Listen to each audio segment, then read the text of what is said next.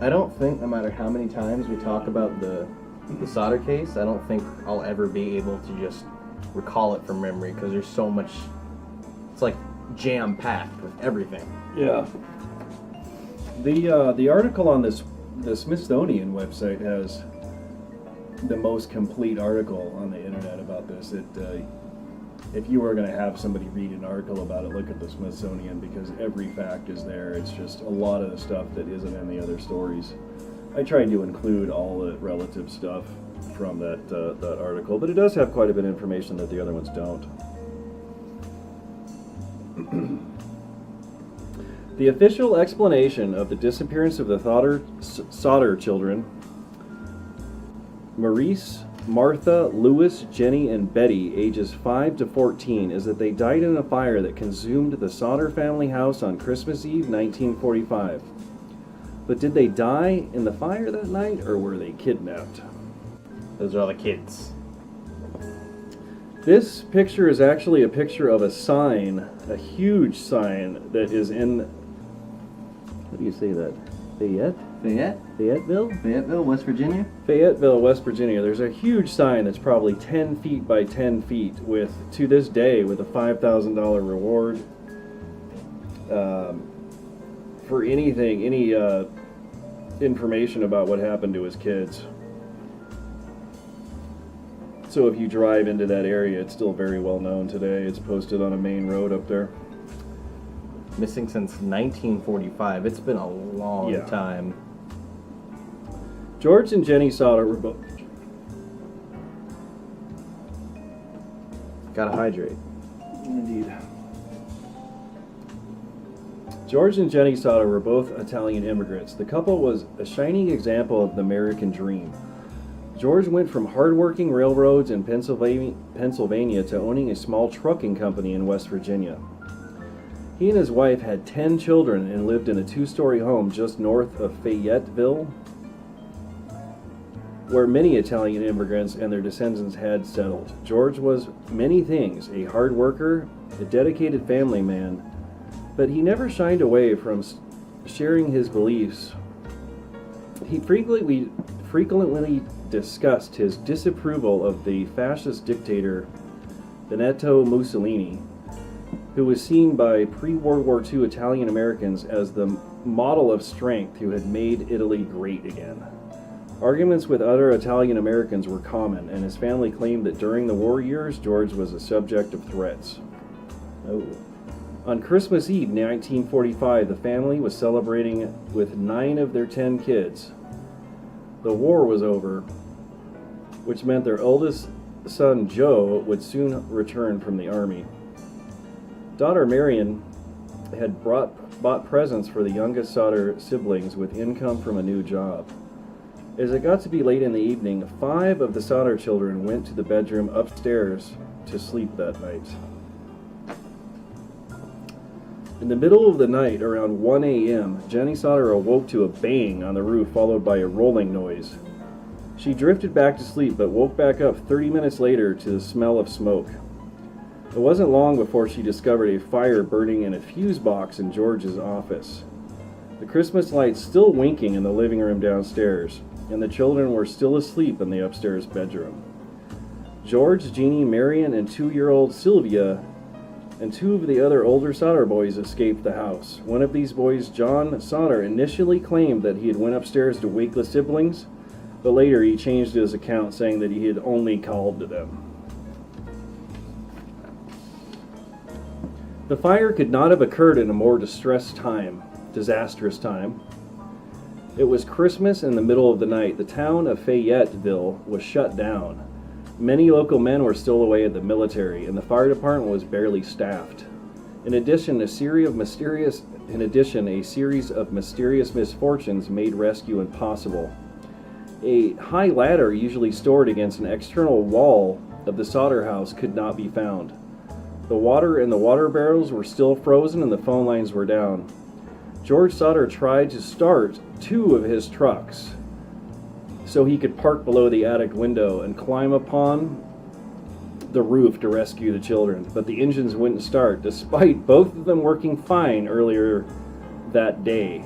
So what he's trying to do is he's trying to get up to the second story window so he can get his kids out right now.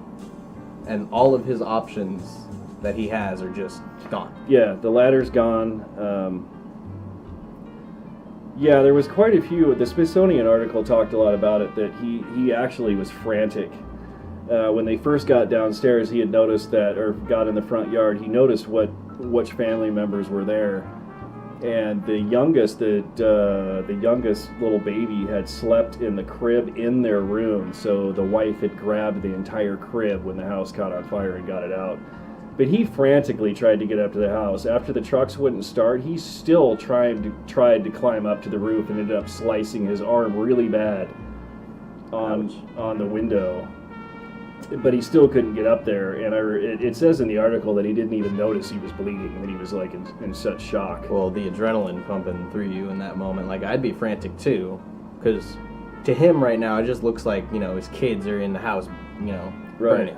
Yeah, although he could not reach the upstairs bedroom, heartbroken, the Sodder family watched their house, and they assumed at the time their 5 children were burning at that time. Moving forward, the fire department didn't arrive until 8 o'clock the following morning, 7 hours after the fire started. Wow. What took them so long, you ask? Well, one reason might be that the Fayetteville Fire Chief, F.J. Morris, could not drive his own fire truck. Fire chief can't drive the fire truck. Even though fire investigations often last days or even weeks, the fire chief only spent 2 hours at the scene. No bones were found, and the Sodders were told that their children must have completely burned away. So we got a map on screen now. So Later, George Sodder, unable to endure the sight of his ruined home, used a bulldozer to bury what remained of it under 5 feet of dirt. There was a couple of different opinions on why he did it. A couple articles said that he had done it because he wanted to make it a memorial, and other ones said that he just couldn't stand to look at it in that condition anymore. There's a map on screen now. So the fire department is here, and the Sodder home is here. Yeah. Well, the town that they live in is It's here. 2.5 miles. They could have walked nothing. there. They could have walked there faster. Yeah, they could have walked there in a couple hours. Yeah, there was actually more information on this.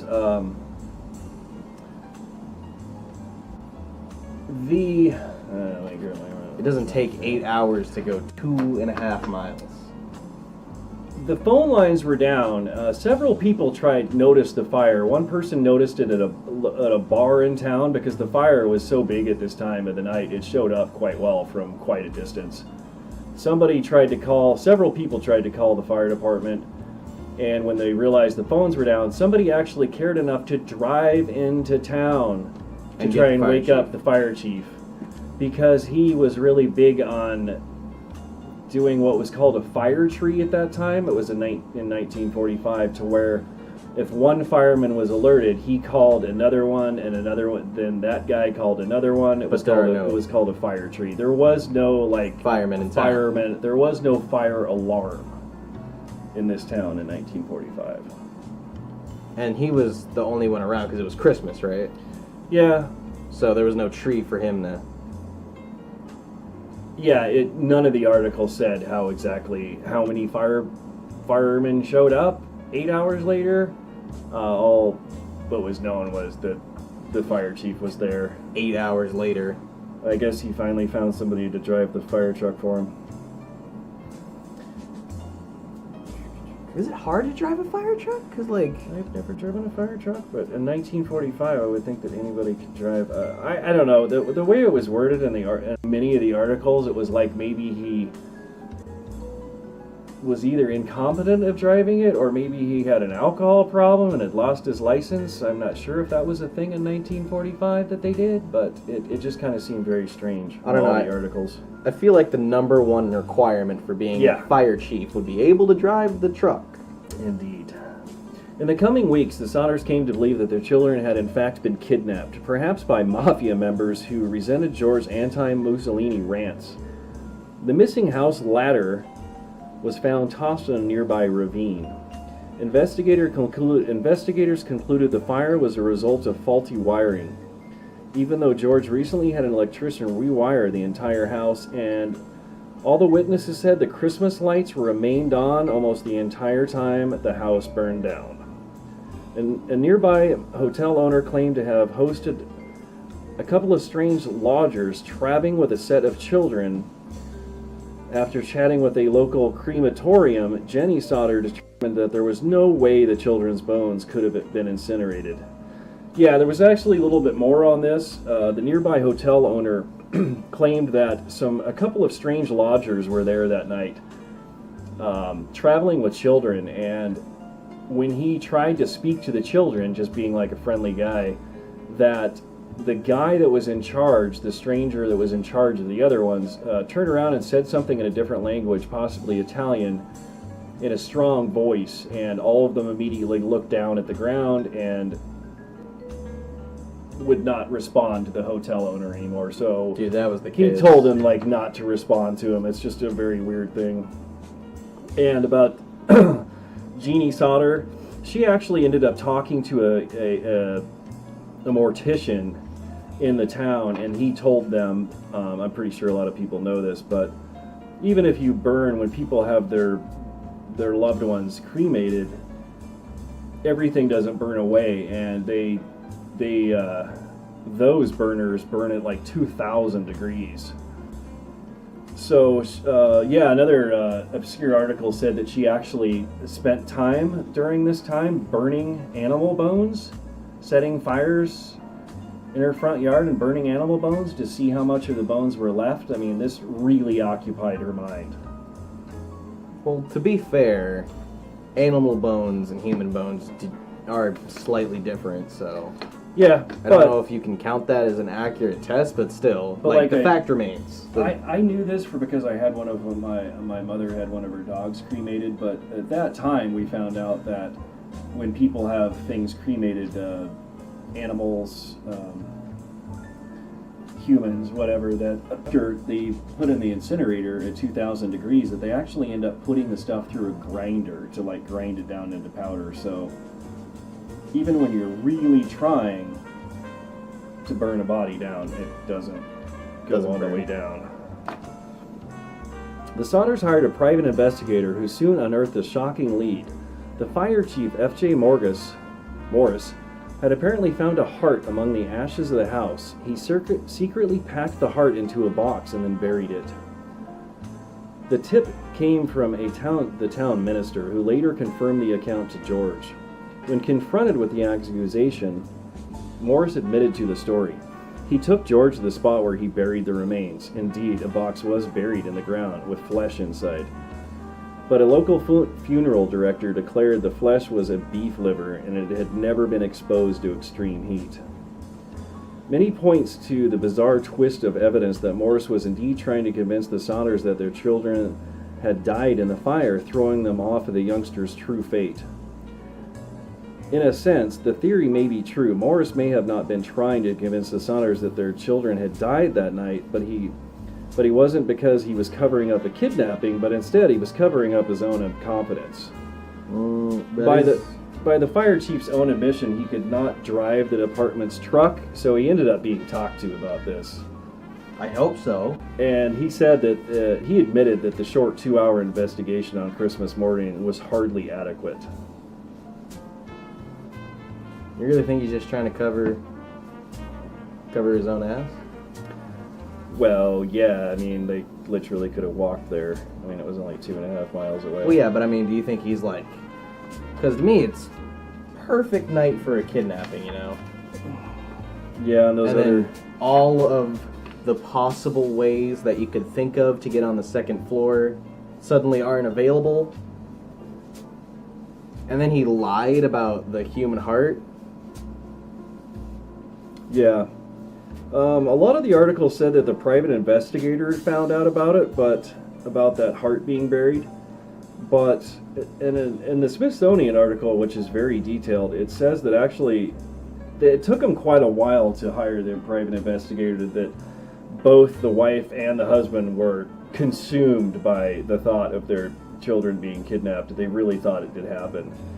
And that, like I said, she spent time burning. She even used many different animals. She tried chicken bones to make sure, see if there was a difference, beef joints, pork chops. Every time it left a heap of charred bones. They never disintegrated. Yeah, there's no way a house fire. And she remembered also seeing that household appliances had not been melted. I'm sure she's talking about stoves and stuff. Yeah, like toasters or something. So, yeah, there's no way those bones would have burned. And around this time, a telephone repairman had told them that the reason the phones had not worked that night is not because of the weather, but the lines had been cut going to their house. This is 100% a kidnapping. The official report said that the fire was due to faulty wiring, was the official report. Even though the Christmas lights were on. There was a bunch of other weird information, though, that there was an obscure mention of one of the policemen that was investigating the scene from like the state patrol or something had picked up a block and tackle that was used for removing engines. Yeah. So they always thought maybe that's why the trucks wouldn't start. Also, some evidence was found. A hard rubber object in the yard was found. And Jenny, the mother, recalled hearing that thud on the roof with a rolling sound afterwards. And George concluded he thought it was a napalm grenade, a pineapple bomb, used in war around that time to start the house on fire. There was just, like I said, there was so much mentioned that night.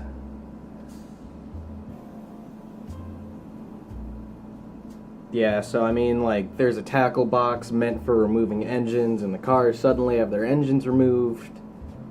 The mother hears a thud on the roof, and then later they find a hard metal object, which George identifies as a napalm grenade. Right.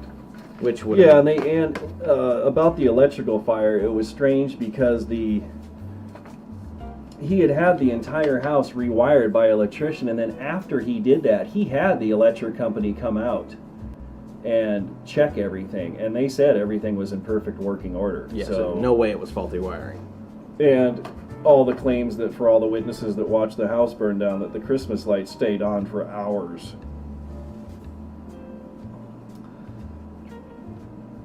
Wasn't there a salesman who came to their door? We're getting to that. Right. Around this time, the Sodders began to recall some strange things that had happened before the fire. There was a stranger who appeared at the home a few months earlier, back in the fall, asking about hauling work. He had actually pointed to the back of the house where they had their two separate fuse boxes on the back of the house and said, "This is going to cause a fire someday." Strange, George thought, especially since he remembered thinking at that time, strange, since he had had the wiring checked by the local power company, which pronounced it in fine condition. Around that time, another man had tried to sell the family life insurance and became irate when George declined, and he said, "Your goddamn house is going to go up in smoke," he warned, "and your children are going to be destroyed. You're going to pay for the dirty remarks you have been making about Mussolini." George was indeed outspoken about his dislike for the Italian dictator, occasionally engaged in heated arguments with the other members of the Fayetteville's Italian community. And at the time, though, he didn't take the man's threat seriously. The older Sodder son, also recalled something particular. Just before Christmas, he remembered noticing a man parked along the U.S. Highway 21, which was about a half block from their house. There's no maps of that area that we could have used to show you guys. But he was intentionally watching the kids walk home from school. The Sodders themselves never abandoned the theory that the children had been kidnapped. Billboards and advertisements asked for their fates. In 1967, a photo was sent to the Sodders claiming to be portray a now grown little Lewis, although it may have been a cruel trick played by families whose tragic story had become a national news, although multiple follow-ups on various tips have yielded little to no developments. The kidnapping theory lingers to this day. So this is the photographs that they got. This is the old photo that they got, and this is the photo that they got years later. And they think that this is this kid, this child, this Sodder child. They do have a very similar nose. I remember thinking when I first researched this case that, you know, a mother will grasp at straws to think that their kid is still alive, I'm sure. And it always seemed like, yeah, right, not the kid. But the more and more I looked at this, there's definitely resemblances there. Like, look at the nose, man. The nose is what... Because one nostril is smaller, one nostril is bigger, one nostril is bigger, one nostril is smaller. And if you look at the eyebrows, like, they have sort of the same kind of curvature on both ends. The eye color is the same. There was a couple other reports around the time of the private investigation. A woman claimed to have seen the missing children peering from a passing car window while a fire was in progress. The woman that made this claim operated a tourist stop between Fayetteville and Charleston, some 50 miles west, and said she saw the children the morning after the fire. I served them breakfast, she told the police. There was a car with Florida license plates in the tourist court.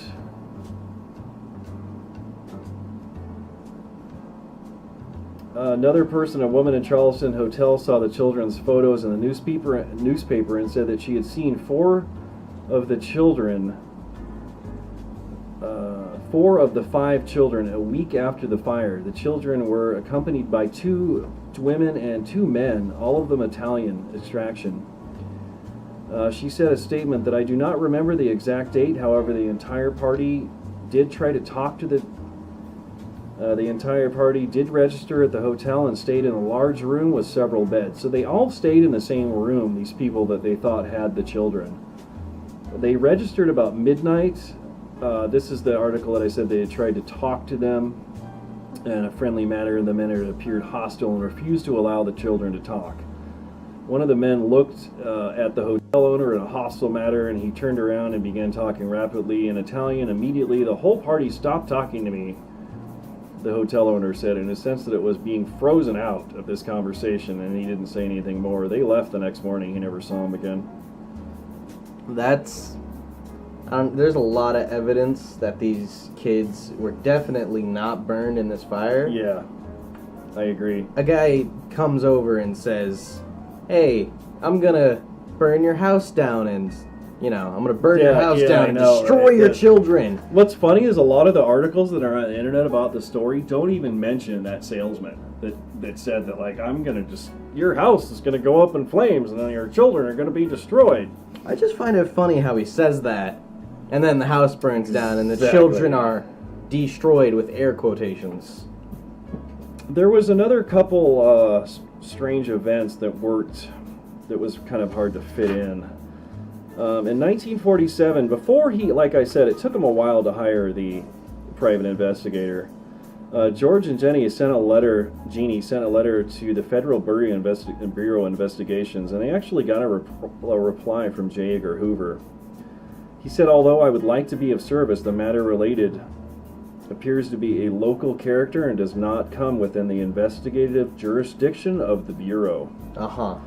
Hoover's agents said that they would assist if they could get permission from local authorities, but the Fayette Police Department and Fire Department declined the help. Nah, we don't need help from the Bureau. After hearing that, that's when they hired the investigator's name. His name was C.C. Tinsley. Oh, that's an investigator name. C.C. Tinsley. Oh, yeah, we've got to mention this. The C.C. Tinsley also discovered the insurance salesman who had threatened George was a member of the coroner's jury that deemed the fire accidental. So, the guy that said, I'm going to burn your house down and destroy your children was on the jury to decide Yes. whether the fire was caused by faulty wiring. Yes. Man, I don't just... Fayetteville needs to get their emergency services in order. Yeah, it wasn't looking good in 1945. There's some other mentions of... they did do some excavation on the site, and I think George must have felt kind of bad that he had kind of ruined evidence, because they did end up having to comb through it.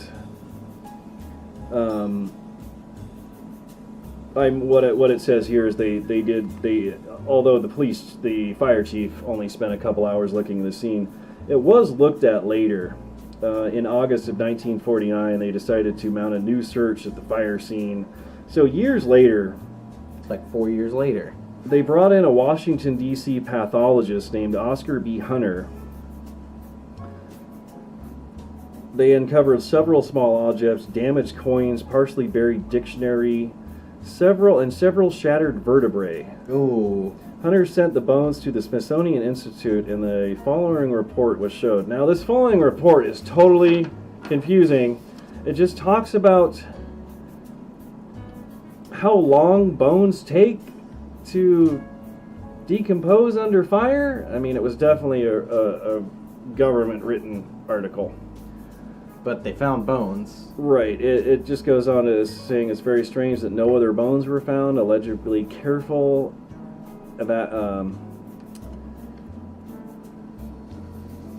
excavation of the basement of the house. Nothing that the house reportedly burned from only... The house only apparently burned for about a half an hour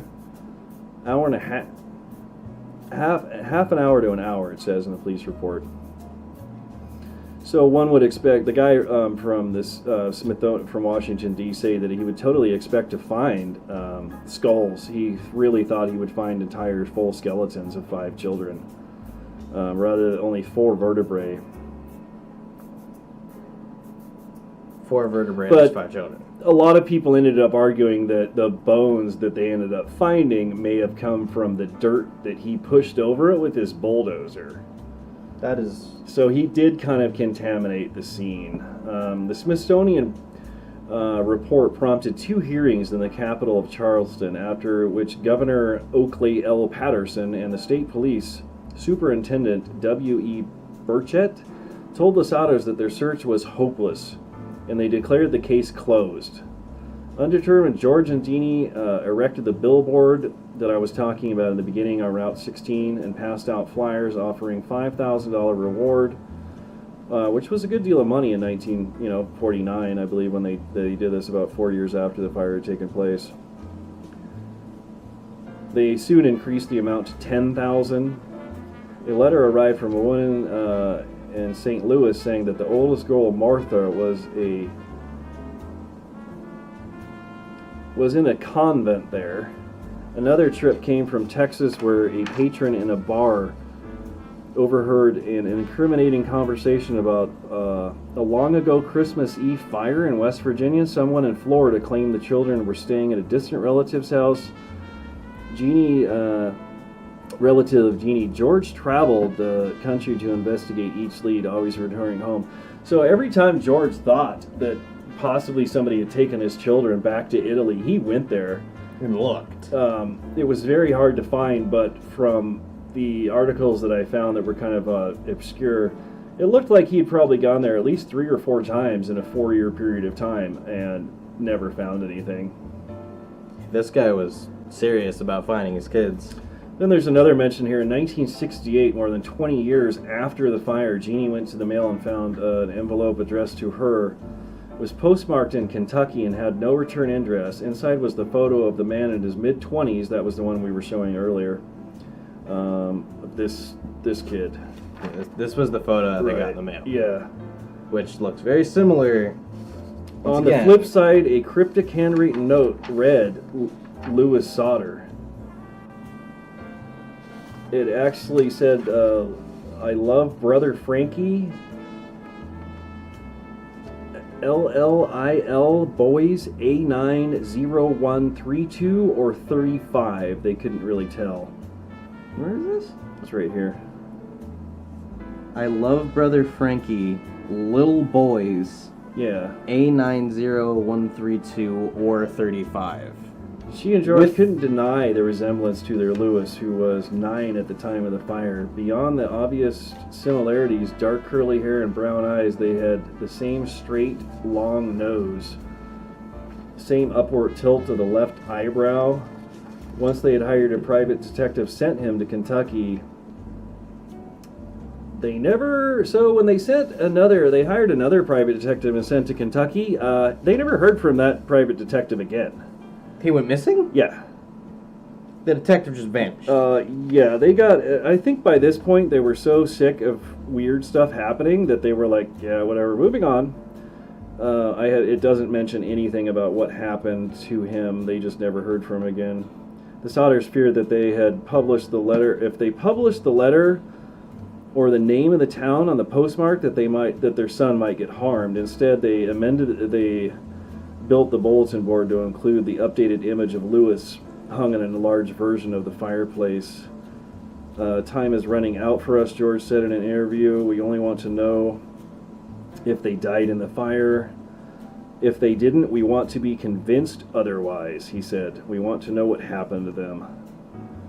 He died a year later in 1968, still hoping for a break in the case. Jeannie erected a fence around the property and began adding rooms to her home, building layer after layer between her and the outside. Wow, that's Since really the fire, sad. she had worn black exclusively as a sign of the mourning and continued to do so until her own death in 1989. Wow, she lived a long time. So she wore black for like 30 years. The billboard finally came down. Oh, I guess it did come down. Her children and grandchildren continued to investigate the case. They came up with some theories of their own. The local mafia had tried to recruit him and he declined. He tried to extort money from him and he refused. The children were kidnapped by someone they knew. Someone who burst into the unlocked front door and told them about the fire and offered to take them someplace safe. They must have survived the night if they had. They lived for decades. Was it really Lewis in the photograph?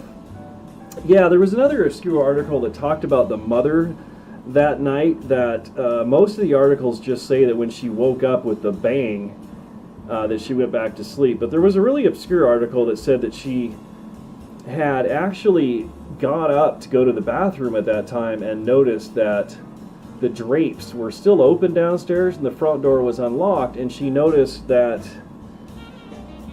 I believe that Maurice was asleep on the couch, and so she figured that the rest of the kids were upstairs in bed. So when I read that, it kind of made it sound like she probably second-guessed herself, thinking like, were the kids up there in the bedroom? Just because they assumed they were earlier that night. That is, no one ever went up there to check on them. Well, like I said, immediately when the fire happened, the one oldest kid, right, it was John Sodder, who initially claimed that. So at the time of the fire, he had told his parents that, I went upstairs to wake them up. It wasn't until later that he changed the account and said that, well, I actually yelled up to him.